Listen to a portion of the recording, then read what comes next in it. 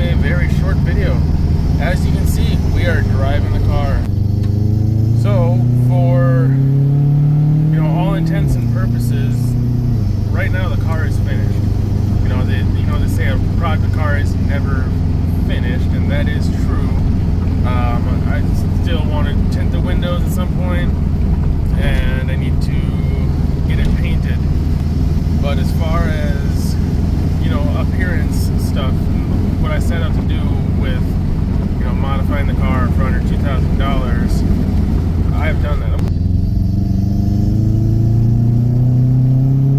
But yeah, the last thing I had to do after putting the flares on was get wheel spacers. I know in the last video I talked about I needed 1.5-inch spacers. I ended up choosing to go with 2-inch spacers. 1.5 inch would have gotten me basically like zero offset. Like it would have been just flush with the wheel arches. I wanted that little bit of a poke like I had when I got these wheels on. So how does it drive? Honestly, rough. Like any lowered car, it's very bumpy. I still get a little bit of rubbing. I cut out the wheel arches like you're supposed to, like on the fenders and the quarter panels and everything. It's not rubbing there. Where it's rubbing is actually on the flare itself, and only on the rear driver's side mainly.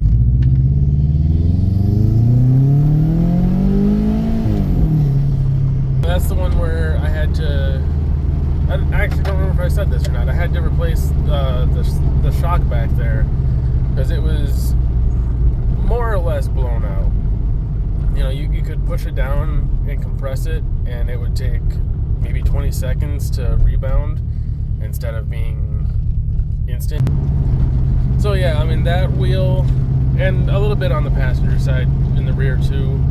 When I go over bigger bumps or bigger dips, which unfortunately on roads like this, there's a lot of that, you'll just hear that tiny bit of a and then smell a little bit of a burnt rubber smell. And I've looked at it, it's not at any risk of breaking anything or wearing through the tires.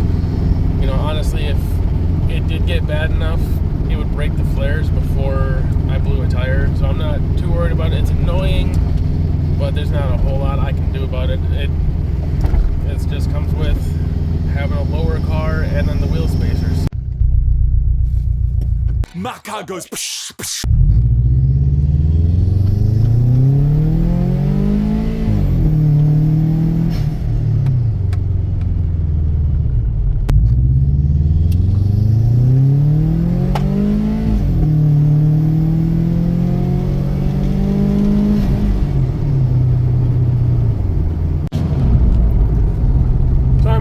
You can find these cars all over the place for, very cheap.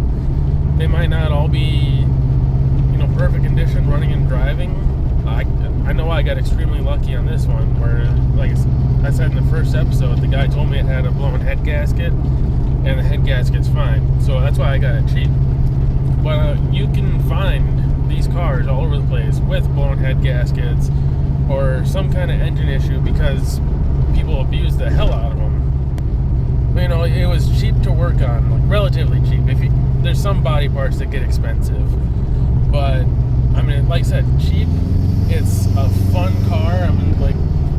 It's not a luxury car. It's not comfortable. It's not cushy. There's not lots of features with it, but it's just you feel more connected to it. I can't explain it that well. Like even something as small as like how the door feels when you close it, like it feels like a toy, but that's a good thing. So hopefully, like if you have your own car, you've been looking for a car, maybe this inspires you to work on it. I remember back when I was growing up, there was a guy down the street that had a little '99 Civic, a little 2-door coupe, like very tastefully done, but that's what got me into cars. That's what got me into wanting to customize cars, and that's kind of why I still stuck with it. It's I want my car to be the car that some kid sees and then decides that's the kind of stuff I like, that's what I want to do. So yeah, go out, get yourself a cheap car, have some fun. that is going to be where this quote-unquote build series ends.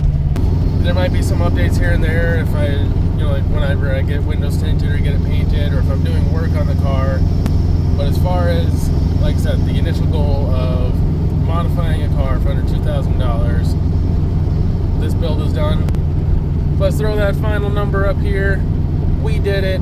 Round of applause. If you just found my channel from these videos, welcome. There's probably not going to be a whole lot more, but thanks for watching. I appreciate it. Stay tuned for whatever may come.